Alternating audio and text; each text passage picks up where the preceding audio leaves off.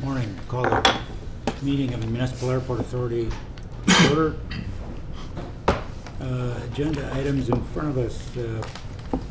Number one is to approve minutes of the special meeting on February 25th, the regular meetings on the 26th of February, and then March 12th. Any questions on those minutes? Entertain a motion to approve. You did a great job writing up our special meeting minutes. That was quite a task you had to undertake there, so very well done. Thank you. So you have to put that in these meeting minutes now. Make a motion to approve. Okay. I have a motion, a second, and all those in favor signify by saying aye. Aye. Thank you. Approve airport vouchers. We have a list of vouchers totaling $24,353.94. Mr. Chairman, I'll move approval. Okay, we have a motion, second. Second. Motion and a second. Any discussion on the vouchers? Hearing none, call for a vote. Lynn? Lynn? Sorry. Blazik? Aye. Lynn? Aye. Aye. Individual vouchers, Foreign Trade Zone Corporation, $162.50. Payment request. John, anything on that? No. They reviewed the annual report that Case New Holland put together for submission to the Foreign Trade Zone Board, and everything is in order. They still saved a lot of money with the FTZ program, and we're constantly seeking others to take advantage of it, but nobody in the area has found the cost benefit to take advantage of the FTZ program yet. So DigiKey is authorized to move forward with their foreign trade zone activation, but they're just in wait right now, waiting to see what's going to happen with the tariffs long term right now overseas. Okay. Because I remember when we talked to them, I mean, they saved, do you remember how much they saved in that? So yeah, I think it's somewhere between $500,000 and $1 million Oh yeah, a year. it's a huge amount of money. Yeah. Okay, we need a motion. Yep. I'll make a motion to approve the voucher for the Foreign Trade Zone Corporation. Second. Okay, any other discussion? Hearing none, call for the question. Lynn? Aye. Blazik? Aye. Lynn? Aye. Hogan? Aye. Okay, our lawnmower. Okay, this is a replacement of actually more than kind of a lawnmower. So we have a tour unit that's used, obviously, cutting grass, but then also in the winter out in front with a broom and other attachments. So it's come to the end of its useful life. So our staff went out and found 3 proposals to replace that unit. 2 from RDO who have access to Sourcewell, that's a public bid consortium, and they have 2 options. One, the lowest bid, which is the government discount program through MFG at $40,450. Their bid on Sourcewell is a little higher at $43,768.81, and then we got one from MTI, the Toro dealer, at $46,767.45. So we'd recommend going with the lowest bid from RDO Equipment at $40,450. So moved. Motion, second? Say a second. Any further discussion? This does include the sale of the current unit that we have, and we'll put that up at auction. And all the same attachments, all attached to itself. Right. All right, anything else? Call for the question. All those in favor say aye. Aye. Opposed, same sign. Motion carries. The next is item 5, purchase and replacement for motor grader. You got some information. So what we're doing, I think, as part of the agenda package, what we're proposing to do is replace a 1990 Champion motor grader, 29 years old. It's got over 5,000 hours on it. One of the complications that we've had in the past, especially 3 years, is and this happened back in '97. Champion was purchased by Volvo, so getting parts on a timely basis is very, very difficult. But nonetheless, our staff has decided that they want to trade this unit off or sell this unit and then replace it with, got a couple of options, and I shared with you this morning some of the comments from Troy, our mechanic. Once again, this is all through Sourcewell. And a couple of options, you have one from Butler Machinery. Their bid on Sourcewell for the unit is $330,000. And then almost similar equivalent through RDO here on Sourcewell is $295,970.08. Our staff is recommending to go with the Caterpillar unit from Butler because of the difference in warranty. You can see on page 3 of the information that was in your packet, the warranty is almost double with that. And then Troy gives some other regions in terms of the ergonomics of it, the resale value. The wing that Caterpillar has on their unit is larger, which is more beneficial to us than what they have proposed with RDO. So we will sell the Champion unit. The Butler group put a $20,000 value on it, so if they bought it from us for $20,000, they would put it on their lot for about $30,000+. So we know that there's some value there. So what we would do is sell it on our own, probably through Ritchie Brothers or another type of online auction, and hopefully get more than the $20,000 that they proposed in the trade-in. Mr. Chairman, I move approval that the airport purchase the Caterpillar 140 as specified. Okay, do we have a second? Second. Motion and a second. Any further discussion? I think it's the right Okay, decision. and- It's all the things that Troy And mentioned. these, even though we're going through Sourcewell, they come off local lots, so Yes. we're still basically purchasing them from them, Good. But one of the things but at a good price. I want you to notice is, so on the John Deere, and the RDO really puts this out, and I didn't get that from Butler. I could get it just for comparison purposes. So if we were to buy this off the lot at RDO, their unit is $540,491. Well, because of the public bid consortium and Sourcewell, they take $243,220 off of the unit. Plus, because we're an existing RDO customer, they take another $19,000. So they're basically taking $260,000 off the list price of the unit through this public bid consortium. So it's a pretty incredible savings deal. And they're still making money. And they're still I know. making money. Well, it's certainly needed, so.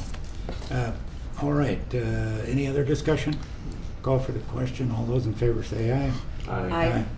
So the only other thing I'll say on equipment, and we planned on having this on the agenda today, but we decided to send some staff down to the Sioux Falls Airport, and they're on their way down there today. So Darren, Henry Spreadberg, and Troy Smidshammer are on their way to Sioux Falls to look at this large chemical truck that we want to get.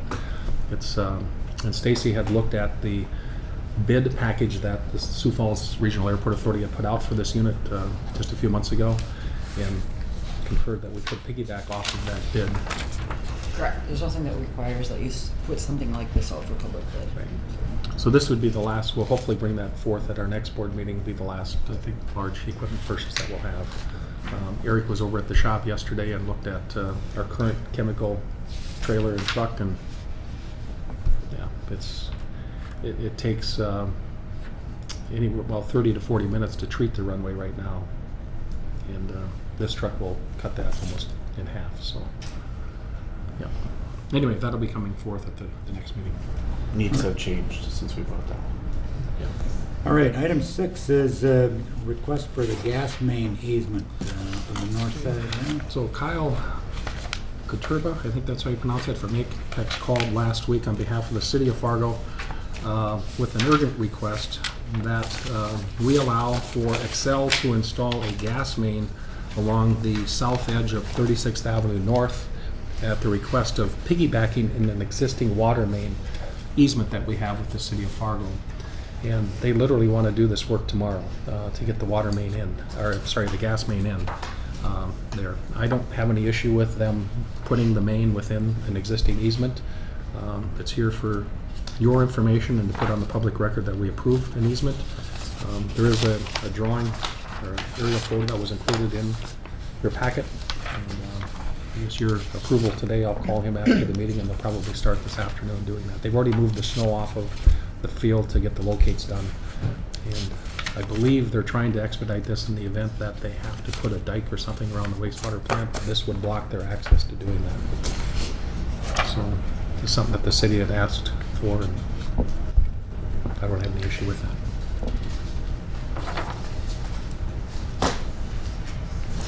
Well, on the drawing, it doesn't look like it goes all the way to the water treatment facility on the east side, just on the It west side. goes to it's a generation station, so Yeah. just on the east side, they Yeah. have the property there. It must be a large generator that they're putting in or something. I'm not exactly sure. Yeah, what well, there's new construction going on there right now. Correct.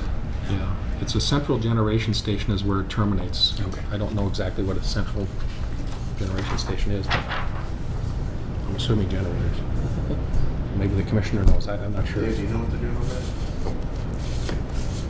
But All right, well, we need a motion to Yes, approve approve. the easement. and then Second. I'll second it. All right, motion been received and seconded. Any other discussion? Stacy will work with the city on amending this easement that was provided to in your packet to include the gas main. Okay. Anything else? Hearing none, call for the question. All those in favor say aye. I, Aye. No, same sign. Motion passes. Next, item 7 is the sidewalk construction. Okay, we received a notice dated March 8th from the City Engineering Department of a sidewalk that will be installed along 16th Street North, basically from 19th Avenue to 21st Avenue North, parallel to the Air Museum. And the Air Museum did also get a notice as well. This is for our portion of the area that's not leased to someone. I believe Jeff Johnson also will get a notice because the sidewalk will go past his leased property. And I guess we'll go from there. So this is just to let you know that we were put on notice of a sidewalk that will be installed. So there isn't a sidewalk there now?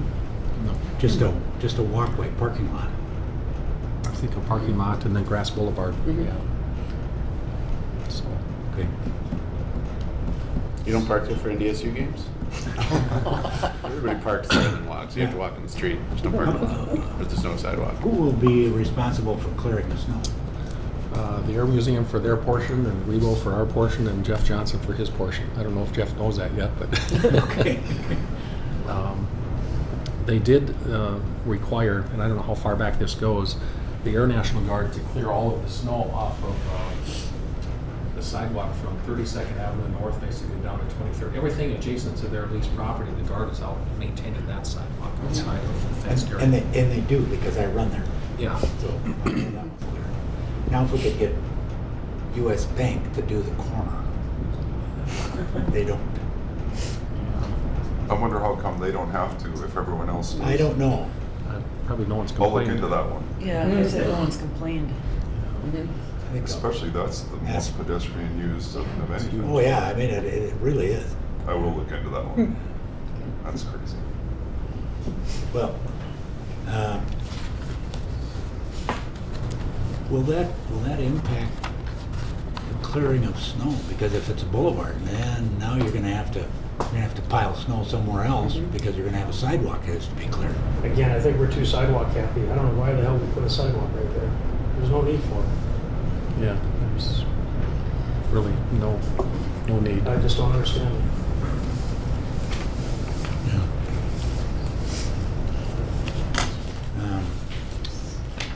So this is just to FYI. We've received the notice. Yeah, that's right. Yeah. Okay, number 8, attend the North Dakota National Guard event in Washington DC, authorize some attendance. For everyone's enlightenment, there is a congressional event that goes on in Washington. It was sponsored by the North Dakota National Guard.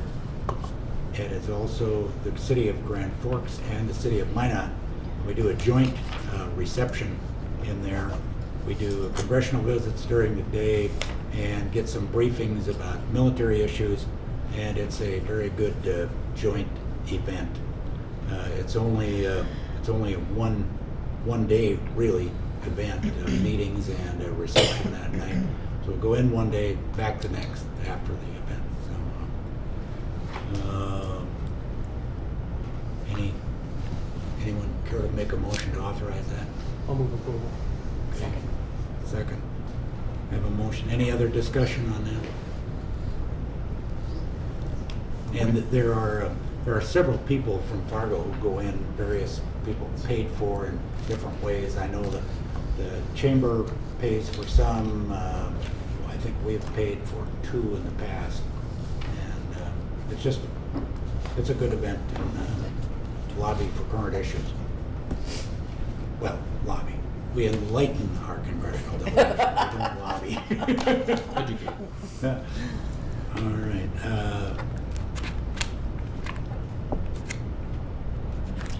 A roll call, all right, voice vote would be enough. Call for the question. All those in favor? Aye. Aye. And opposed, same sign. Motion carried. Okay. Next one is number 9, to authorize solicitation of bids to invest our airport reserve funds. Okay, so it's been a few years since we've gone through this process. About 4 or 5 years ago, we set up the parking lot construction and maintenance fund. We put out $5 million. We took bids from local banks in terms of what the highest interest rate would be. First International was able to get that bid. And then we added to that fund a couple of consecutive years. Well, when that CD came due the last time, we chose to put it into a money market savings account so that we could draw down funds from that account or basically transfer them back into our operations account to pay for the employee parking lot reconstruction, the employee parking lot expansion, and then also the design for the Skyway. Those funds are still in that money market savings account drawing 2.1% interest, if you will. What this would be about is the reserves that we have in our operations and maintenance account, which is approaching about 18 million. And what I'd like to do is possibly consider taking up to 10 million of that and then putting that out onto the market in some type of a ladder of CDs. It's following the same exact format that we use that the Fargo Park District does often to go out in the local banks to solicit bids, keep the money local. And that was all done by Jim Larson. Well, Jim Larson left the Park District now, is at the City of West Fargo. And he's going through the same process in West Fargo. In fact, over the weekend, he sent me the same bid format forms that we have that West Fargo is going to be doing to go out and solicit bids. So if we get your authorization today, I don't know exactly when we move forward with this. I'm still waiting to hear if we're going to get the $12.5 million grant for the cargo apron. If we don't, we have some decisions to make there. The purchase of the snow removal equipment that we're doing right now, we have to cover that. And then I think we'll have a discussion here kind of at the end of the meeting about maybe expediting the expansion of our snow removal equipment building, the maintenance shop. And we'd have to have funds for those. But nonetheless, the money that's in the Wells Fargo sweep account doesn't generate that much interest. So we'd like to go out into the market and keep it local. The local bankers love this, that we give them the opportunity to have a chance to invest our funds. And obviously we'd get a higher interest rate in doing so. So maybe working with our expert banker or some of the others here to maybe set it up in some type of a ladder, whether it's 9-month, 12-month, 18-month, or 1 year, some combination of a ladder and CDs, and see what the market bears. Probably break it down into $3 to $4 million CDs, maybe have 2 or 3 of them or something of that nature. So that's what I'm thinking about at this time. I don't know if you have any questions or comments or anything. What are we earning off the Wells Fargo sweep right now, Sean? I think it's around 0.5%. It's not very That's much it? right now. Yeah. Wow. And I've asked Jenica Flanagan from the city for an update on that. So it's not that much interest, but nonetheless, we would invest it per the state statute. And right now, we have the same liquidity as the Wells Fargo account, but we're making 4 times what the city's Yeah, paying through the Wells exactly. Fargo sweep. It's a good idea. Something to look at, but Yep. at the same time, cover the expenses that we've committed to Yep. already, and then see what we can do with a little bit of the surplus. Good. The city has some opportunities through PFM, but we've reviewed those. The city has a investment policy that was created under Home Rule Charter, of which allows investments in more riskier things that we can do as a political subdivision. The Home Rule Charter doesn't apply to us. So we'll just follow the state statute, the same as the Park District doing, the same as City of West Fargo and some of the others. So I'd entertain a motion for solicitation bids. So moved. Second. Second, motion and second. Any other discussion? I would just say that I'm in a couple of foundations, and we have done some investing with local banks, and we do very well by going locally versus some national stuff. I think it's so important that we go local, because that money then can be used in our community. As a former banker, I mean, it just makes Yeah. common sense, and that's, you know, if we don't get quite high interest rate, you think of all the benefits to the community. And I know we do get a really good interest rates. And I like the idea of laddering the fund. We Mhm. do some of that too. So, anyway, we'll Okay. call for the question on the motion. All those in favor say aye. Aye. Aye. And opposed, same sign, motion carries. All right, number 10, airport construction security update. Do you have any updates, Jeff? Not too much. On Thursday this week, we're gonna have our pre-construction meeting for the street lighting project on Dakota Drive with Strata. So that'll be at 10 o'clock here if any of you are interested in joining. So, and then next week we'll have the pre-construction meeting for all the pavement rehab, joint seal replacement, panel replacement with Interstate Engineering. So. No more news from the FAA on our proposed UPS. No, they are coming. When are they coming, Sean? It's in a couple of weeks. Someone from the like region around is the coming. 10th, somewhere in there. I have it on my calendar. I don't recall it offhand. But anyway, Sue Schock from the regional office in Chicago is going to come here to Fargo, meet with the airport, and I'm betting we're going to find out some more definitive timelines for the funding and the amount of funding. So. Also, the legislature approved the Prairie Dog Fund. Any thoughts on if we're gonna see any or could see any of that money? That's the hope, to fund the special authorization Cat 2 project with the Prairie Dog Fund. Mead & Hunt is working through the feasibility study on that right now, and we hope to have that done late summer, early fall. The FAA has said pretty much already that they're not going to pay for it, so it's probably a $3, $4, or $5 million project. So we have to find other funding sources. So I think the earliest that funding is available is 2020, is my Correct. understanding. Yeah. If that bucket fills, so they have to fill a bunch of buckets before they get to the airport one. So, but there'll be a lot of competition for those funds. correct. So Lots of needs. personally, I feel like it's a project that helps the entire state. With all the cargo coming through Fargo here, it's just not helping Fargo; it's helping the whole state. So. Yeah. And Northwest Minnesota. Agreed. Continue to press. Thank you. Yeah. So the security update is that we had talked at our last meeting, and I think the previous one, that we're supposed to have a new process going in at the checkpoint. That was approved yesterday. Let's read the email I got from Dave Durgan, the Federal Security Director here, that bear with me here. They just received formal approval late yesterday to implement the checkpoint procedure that we've been asking of. This is something they did down in Jackson, Mississippi as a pilot, where they keep both lanes in non-TSA pre-check mode, but if you're TSA pre-check, they allow for some devices to go on the X-ray machine to identify you as TSA pre-check to expedite the processing. They're acquiring the required equipment to execute this procedure, and will begin training once all the equipment is ready. As far as the known crew member operation, we expect the site survey and equipment arrival to occur in early May. Once officers are trained on the procedures, we immediately implement. So the known crew member thing is a little ways off, and we'll see where that process takes us. So We're eligible for that? yes. Outstanding. Yeah, so that's been a long time coming. There's a lot of crew members that fly through here. One that's actually in the audience that we'll introduce. This is Wayne. Why don't you come forward here? So Wayne Lougheed is now the new Fargo Delta Global Services Station Manager. Wayne retired for a long career from Air Wisconsin, commercial airline pilot. So he's the one sat in the cockpit and looked out over here at all these people working around the airplane on the ramp, trying to figure that out. Now you're on the ramp. I got a chance to fix all this stuff. So Yeah, the known crew member thing is a great thing, and it just speeds up the whole process.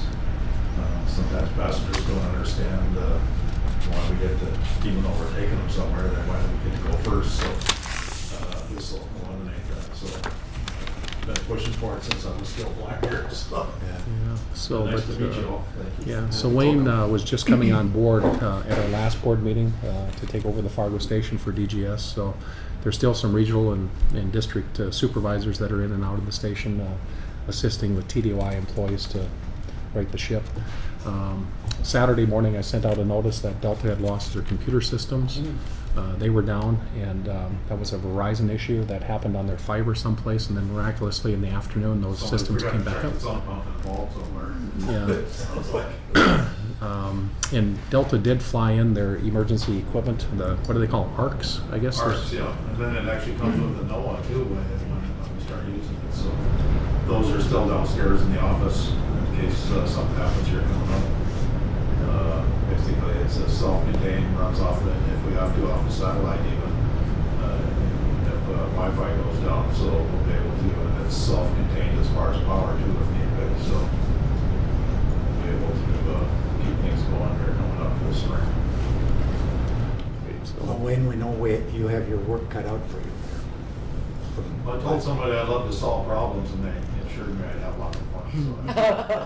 But I don't think it's quite that bad. It's already, looking at our metrics, it's already a vast improvement from 2 weeks ago. So we'll keep plugging away here. I think there'll some changes going on in that. And we have continued to have large TDY support. We've got some new guys in again the last couple of days. So swapping out regional managers here today, so, and it's supposed to be a big win for Delta coming in today too, so they continue to support this station and the city, so. How long do you continue to continue the TDY support? I think looking at, we've actually done a lot of hiring in the last couple of weeks, so I think, the training process will take a little while, so I'm looking at TDY for at least another month and a half, probably. Glad to hear it. Thank you. So, it's a little bit of a change. I've had experience with DGS from the other end, and at the end of December here when the Army break took over, I've noticed a great change in philosophy. It actually makes it a lot more fun. So I think you'll see good things coming up. It's going to take a little while. It's a juggernaut. The hardest thing I've had is all the stuff I used to get away with as a pilot. Now I can't. So Yeah, but you know all the secrets now, so you can. that too. So Well, Wayne, a testimonial last Thursday, I flew out in the morning, and it took only 10 minutes to de-ice. Came back Friday, and we stopped up short of the gate because 2 aircraft were being pushed back. But we got right up to the gate. Everybody got off. Bags were readily available, so it that was is great service. one big philosophy change they've done now. So one thing out on Wisconsin did United out of Chicago, and where I was, and we always thought if there was a Delta plane sitting there, DGS would go through them. That's actually, that philosophy has, corporate-wise, has changed now. Get the plane in the gate, get the passengers off, even if we're already taking the delay on the Delta, perhaps.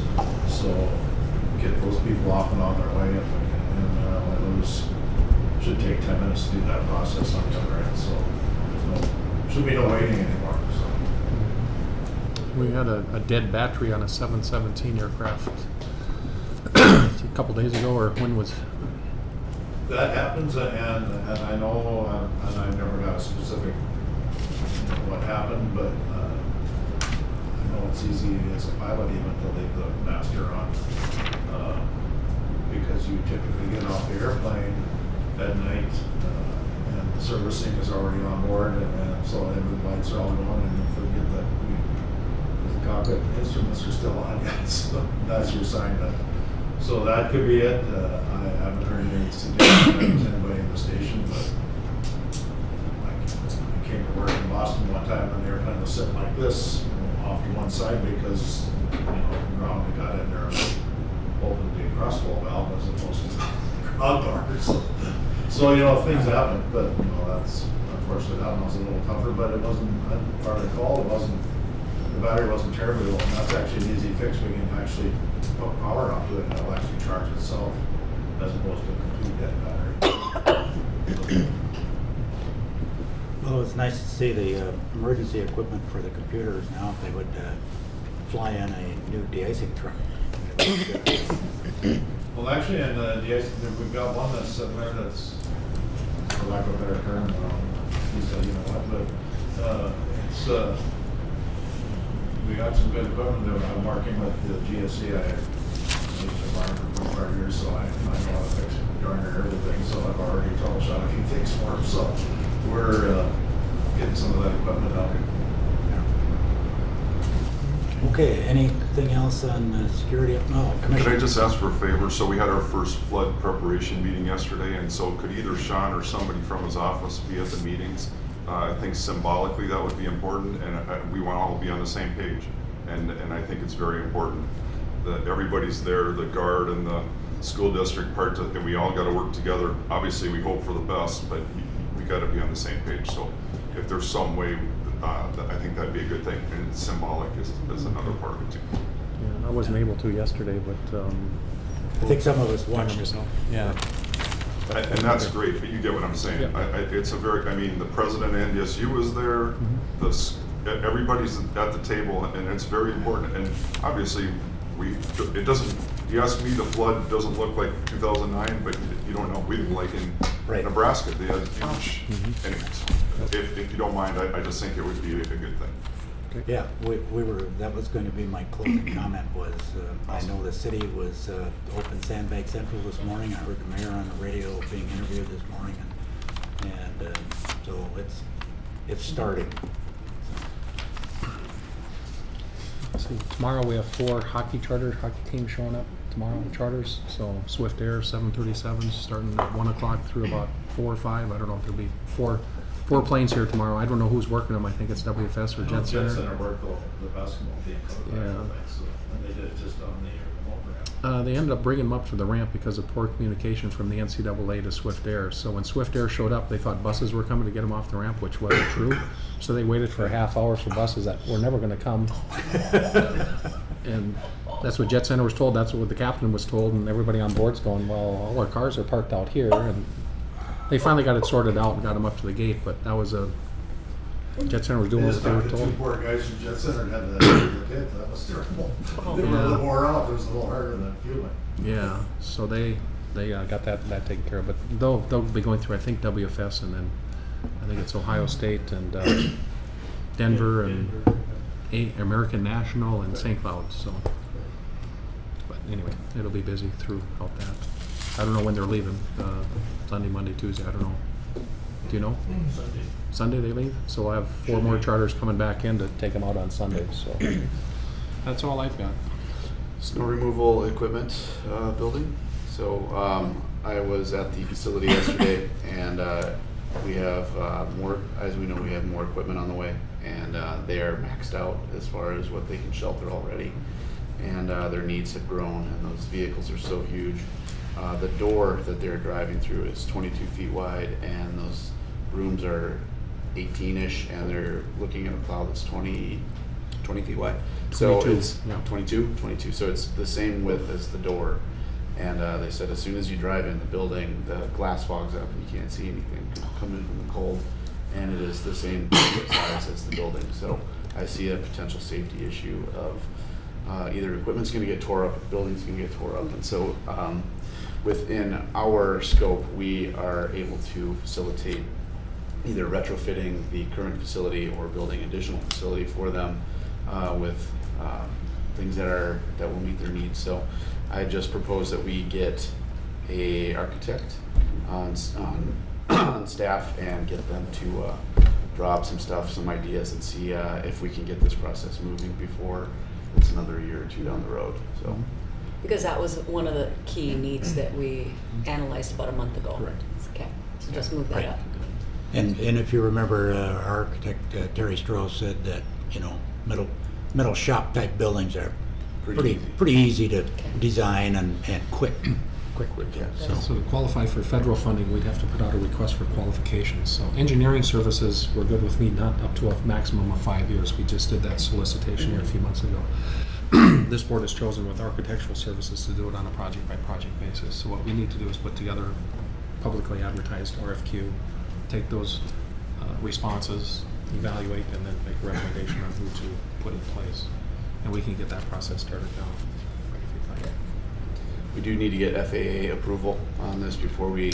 To make sure that as much of the improvements we do are eligible for recovery. So long story short, so if we get the supplemental grant for the cargo apron, we're committing 1 year of entitlement, so $3 million. The rest will come through the supplemental grant and some state funds. If we don't get the supplemental grant request, we have to commit 2 years of entitlements, so this year's and next year's, and then get the rest in discretionary, so we got $6 million in entitlement. So if we do this maintenance shop expansion and do follow the FAA guidelines, we would pay for it up front, and then once we get into our like 2021 or 2022 entitlement, then we could reimburse ourselves in that fashion. So that's why, doing this investment thing, we still have a lot of eggs in the area to try and figure out until we know if we're going to get that supplemental grant.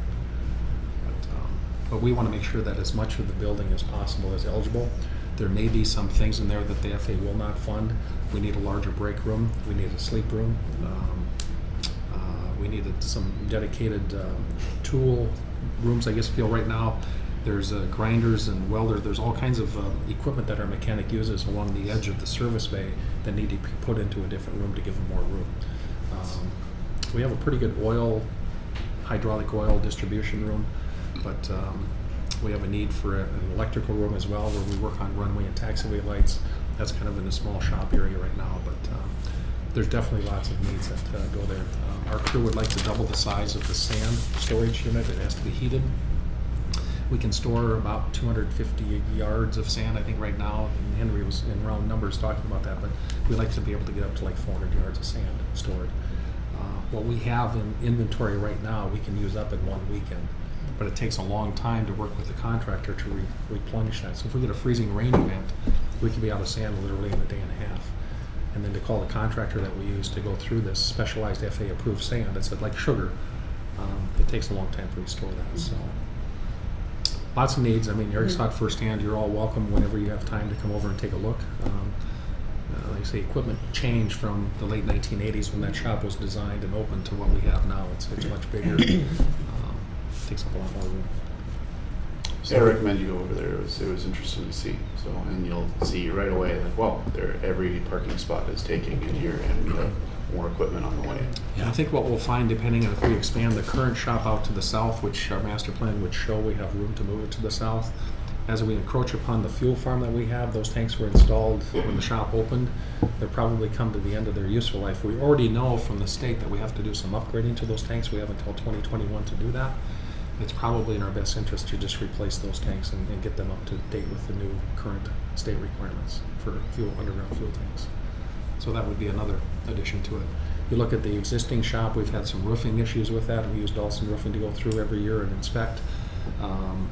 Hasn't leaked in recent years, but nonetheless, we probably want to look at the membrane on that roof and replace that as well. So there's existing needs with the shop as well as some current modifications. So some architects are going to have to sit down and try and figure out what's the best way to go. Do we go with a separate, strictly cold storage building, or do we expand the current footprint to make it a little bit more convenient for the employees as they go back and forth for maintenance and things? Would we look at moving that the tank farm if we're replacing tanks with new construction over there?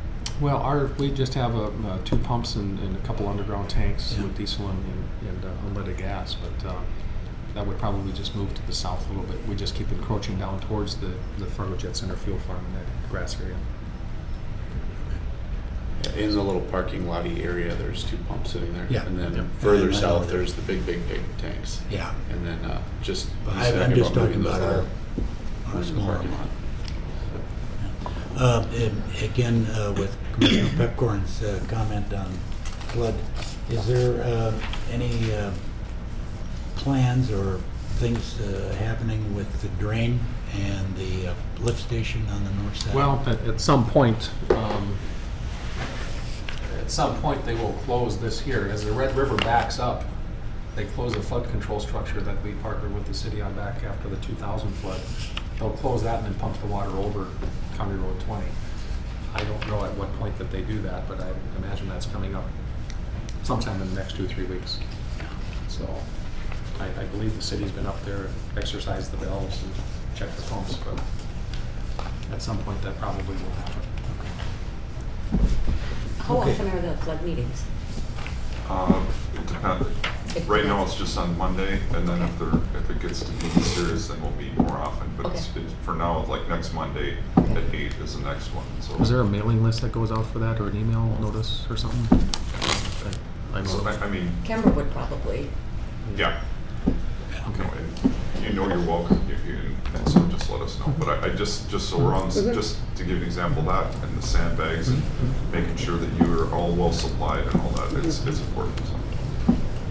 Okay, any other comments for Do we need construction? approval to set up a request for proposal for this? Do we need Oh, the board's yes. approval for that? For the shop. An RFQ? Sure. RFQ. Yeah. So Need a moved. motion. I make a motion to solicit an RFQ for architecture designs for this. Okay, and a second. Motion and second. Any other comments, discussion? Hearing none, call for the question. All those in favor say aye. Aye. Those opposed, same sign. Motion carried. And I think we also need a motion to for a thank you for our long-serving Oh, board member. And Steve actually, Lacy. I was at the meeting last night, and I was waiting for him to call for public comment, because I was gonna, I was gonna say how much the experience and knowledge that Steve has, and how he's really mentored me and a lot of us, and thank you publicly, but they didn't call for it, so, well, thank you. yes, that's fair. Very good. So, thank you for, how many years, Steve? Unfortunately, Bob Anderson passed away, and I took over the rest of his term, so I think it's been 12 years, Sean, maybe 12 or 13 years. Yeah? It'll be on the plaque. Okay. And then I attended meetings for a couple years prior to being appointed, so, yeah, it's seen a lot of growth, a lot of change, a lot of great things happening, so yeah, it's fun to see where you guys take this airport the next 10 years. I think that's one of the neatest things that we saw, is that Steve attended many meetings prior to being appointed as one of the board members, and I think that's really important going forward too. Yeah. If you're interested, please come. It's a public open meeting, so be here if you're interested. So we appreciate that. Thank you, Sean. Thank you for your service. Thank you. Yep. All right, meeting adjourned.